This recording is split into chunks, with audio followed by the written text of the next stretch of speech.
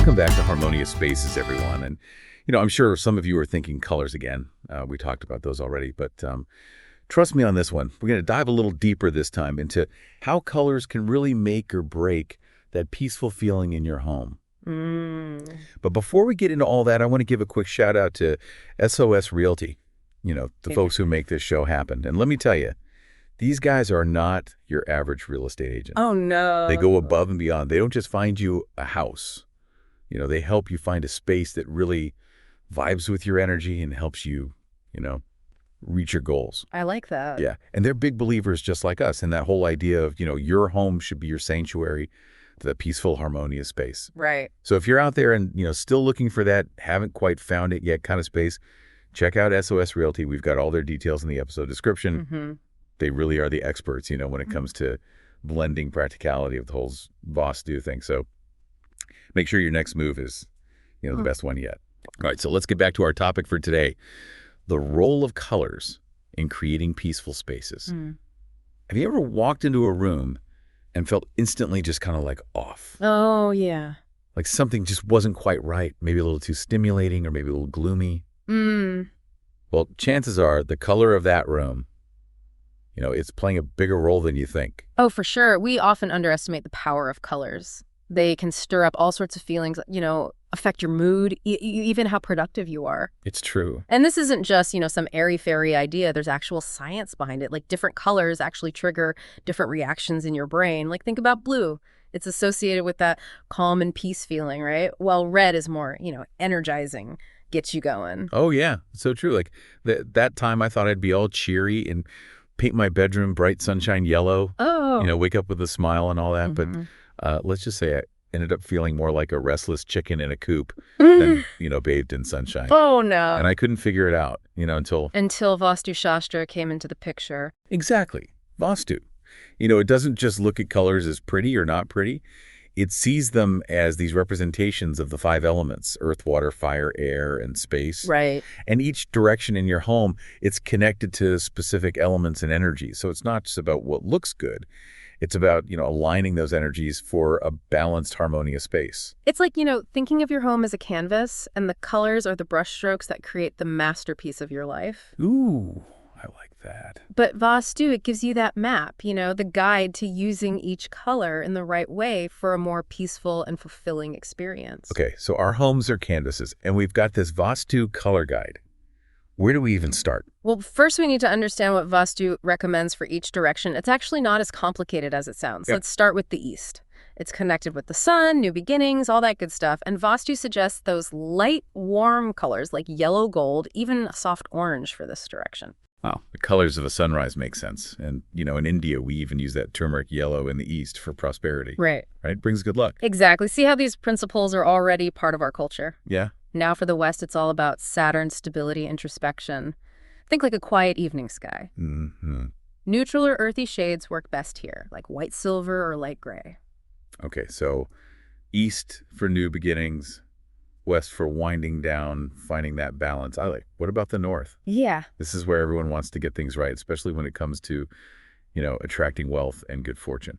Of course, the north, it's all about Mercury, communication, wealth, and prosperity. And to boost these energies, Vaastu recommends shades of green, like picture a flourishing garden attracting abundance and those new opportunities. Makes sense. And, green, it's also associated with Lord Kubera, the deity of wealth in our mythology. So green in the north definitely checks out.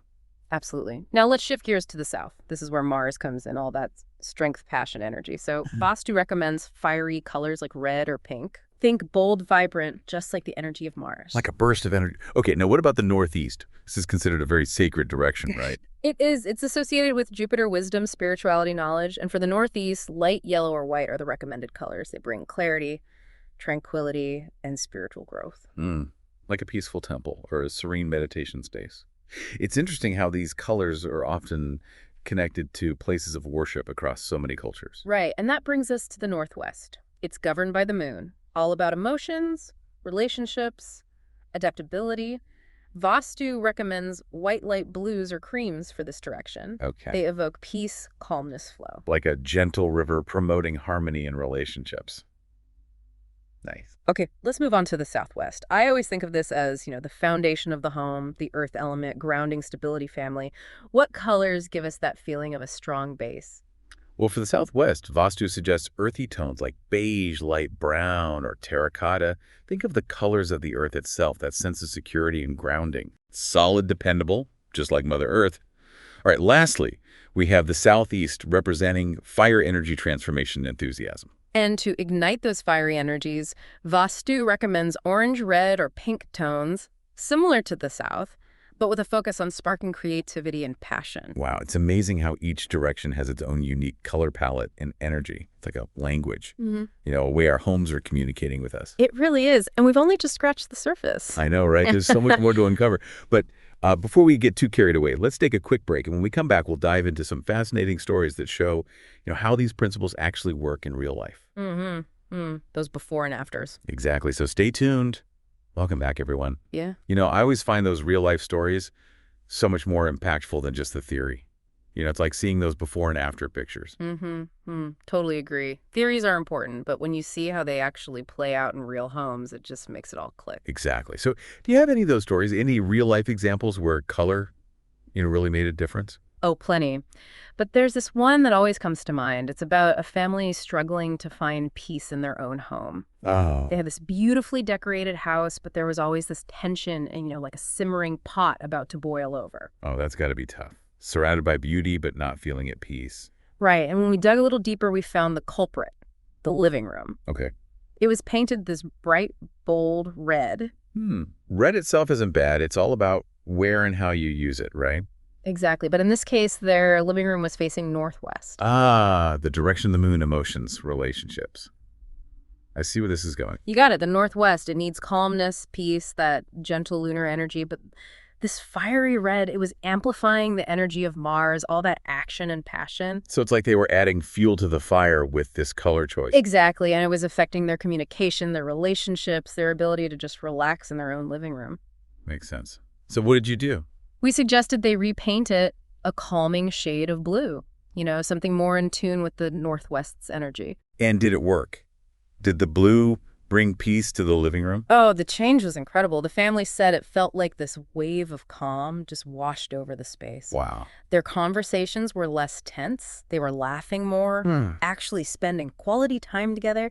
It was like the blue just soothed those frayed edges in their interactions. It's amazing how a simple change in color can have such a big impact on our relationships and, the whole vibe of a space. It is. It reminds us that we're always interacting with our surroundings, and colors play a bigger role than we realize. Oh, and I have another one. This one involves a young entrepreneur struggling to get his business off the ground. Okay, this, I gotta hear, starting a business is tough, especially finding that motivation, that spark. Tell me about it. This guy had put his heart and soul into converting a spare bedroom into his home office, but something just wasn't clicking. Oh, I've been there. It's like you're trying to climb a mountain, but you keep slipping back down. Yeah, and his office was facing northeast, the direction of Jupiter knowledge wisdom. Perfect for a workspace, right? Right, but here's the thing. He had painted it a dull gray. Gray.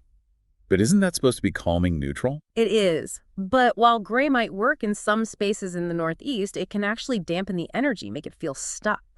So it's like he unintentionally boxed himself in with that color choice, blocked his own creativity. Exactly. We suggested he repaint it a light yellow, a color that aligns with the northeast's expansive energy, and adds some green accents, plants, artwork, anything, to bring in that element of growth and prosperity. From dull gray to sunny yellow with pops of green, that's a huge change. It was, and the change was immediate. He felt more energized, inspired, focused, his ideas started flowing, and he finally got some momentum in his business. He even joked that he should have painted it yellow from the start. Wow, another great example of how colors can either help or hinder us. For sure, and it's funny, he was initially hesitant about using yellow, thought it was too cheerful, not serious enough for a workspace. It's like we have these ideas about colors, and then life surprises us. But what about those of us who can't make big changes? Maybe we're renting or on a tight budget or just not ready for a full-blown makeover. You don't have to go all out to experience the benefits of color. Even small changes can make a difference. So what can we do? What are some simple budget-friendly ways to bring color into our homes without, upsetting our landlords or breaking the bank. Textiles are your best friend. Curtains, rugs, throw pillows, blankets. They can add pops of color and change the energy instantly. It's like a mini makeover without the commitment of paint. I love that. Accessible, affordable, and you can change things up whenever you feel like it. What about artwork and decor? Another great option, affordable prints, paintings, sculptures, even those quirky little things that make you smile. Just make sure the colors align with the direction of the room and your intention for the space. Speaking of bringing life into a space, they're essential, right? Absolutely. They bring in nature, add a touch of green, purify the air, creating a more calming and inviting atmosphere, little green bundles of positive energy. And for the more adventurous types, what about wallpaper? Or those removable wall decals? I've seen some really cool designs lately. Those are great options too. Wallpaper has become so stylish and affordable, and decals are perfect for a temporary splash of color or pattern without any damage. It's like color with a commitment clause. I like that. And what about the colors we wear? Does that play a role in creating harmony? Absolutely. We're surrounded by color not just in our homes, but on ourselves too. The colors we wear can affect our mood and energy just as much. It's like extending the harmony of our homes to our personal space, our own little color aura. Exactly. It's all connected now. I know some people might be thinking, all this color talk, isn't it a bit too out there? Yeah, I get it. It can seem a bit mystical, especially if you're new to Vaastu. I was skeptical at first too, but then But then you saw the results firsthand, and that's what I always encourage people to do. Approach it with an open mind. Try it out in your own space and see how it feels. You might be surprised at the positive shifts. speaking of positive shifts, all this talk about colors has inspired me to finally tackle that living room makeover. I've been putting off my living room faces east, and I've always loved yellow, but was afraid to use it. Go for it East is the perfect direction for yellow. The color of sunshine, new beginnings, it's believed to attract prosperity and good luck. Especially in India, think of it as inviting a little sunshine and good fortune into your home. You know what? You're right. I'm going to embrace the yellow and maybe even add some touches of green. Who knows? Maybe it'll bring in some extra good fortune. I'm sure it will. And for our listeners feeling inspired to start their own color adventures, remember, SOS Realty is there to help. Yes, their details are in the episode description. They're passionate about creating harmonious spaces and would be happy to answer any questions you have. But before you rush off to pick paint swatches, we have more to explore in the world of colors. Yes, in the final part of this episode, we'll tackle some of the most common questions we get about color and Vastu and share some bonus tips and resources to help you create a home that truly reflects your unique energy and style. So stay tuned for the grand finale of our colorful conversation. You won't want to miss it. Welcome back to Harmonious Spaces. We're wrapping up our color deep dive today, but before we say goodbye, we want to answer some of those, burning questions you might have about color in Vastu. Yeah, we get a lot of questions, and it's understandable. Vastu, it deals with energy and subtle influences. It can seem a bit mystical, but we're here to demystify it and make it, accessible for everyone. Exactly. So let's jump right in. One question we hear all the time is, what if I absolutely love a color, but Vastu says it's a no-no for a certain direction in my home? Do I have to completely avoid it? That's a great question. And the good news is Vastu is more like a guide than a set of strict rules. Yeah. It's about balance. So if you're head over heels for a color that's not, ideal for a certain direction, you can still use it just in smaller ways. Okay. Like think accent walls, decor pieces, artwork. It's about finding creative solutions and making those colors work for you, not against you. So like if I'm crazy about red, but my bedroom faces northeast, I don't have to paint the whole room red. Maybe just a red throw pillow or a nice piece of red artwork. Exactly. Find that sweet spot between what you love and those energetic principles. Makes sense. Another question we often get is, I live in a tiny apartment, barely any natural light. How can I use color to make it feel brighter and more spacious? The small space struggle light colors are your best friend here. Whites, creams, light blues, anything soft and airy that reflects light and opens up the space. Okay. Avoid dark colors on the walls. They tend to absorb light and can make a room feel even smaller. That's like wearing black on a hot day versus white. You can feel the difference. Exactly. And don't forget, mirrors, strategically placed mirrors can do wonders. They bounce light around and create the illusion of more space. And a well-placed lamp can brighten up even the darkest corner. It's all about those little tricks. Now, what about colors in children's rooms? Any special tips there? Children are so sensitive to color. It's important to choose colors that create a nurturing and stimulating environment for them. So I'm guessing we should avoid those super bright, energetic colors like red or orange, especially in a younger child's bedroom. Yeah, those can be a bit too much. Opt for softer blues and greens. They promote calmness and creativity, or yellows, which bring happiness and well-being. It's like creating a little color sanctuary for them to grow and thrive in. Now, can we get even more specific and use color to create different zones within a child's room, like a play area versus a study nook? Absolutely. You can use brighter colors in the play area to spark their imagination and then transition to calmer colors in the study area to help them focus. So color can actually help with those homework battles. I'm definitely trying that now. For those who want to learn more about color and Vastu, what resources do you recommend? We've got a list of great books and websites in the episode description.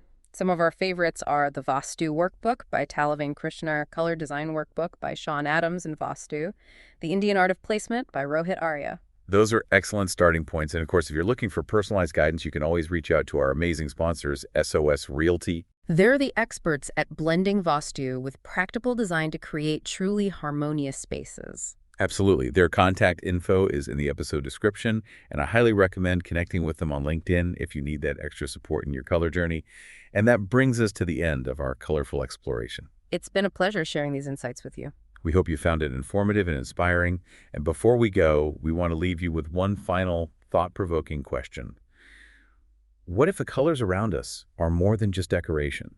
What if they're a language our homes are speaking to us? What messages are your colors sending? And take some time to reflect on that and see what you discover. And on that note, it's time to wrap up this episode of Harmonious Spaces. Thank you for joining us on this colorful journey. We hope you'll tune in next time as we continue to explore the world of Vastu and creating homes that truly nourish our souls. Until then, may your spaces be filled with harmony and vibrant colors. And as always, the information shared in this show is for educational and entertainment purposes only. It is not a substitute for professional advice if you have any specific concerns. Please consult a qualified expert. Thank you for listening.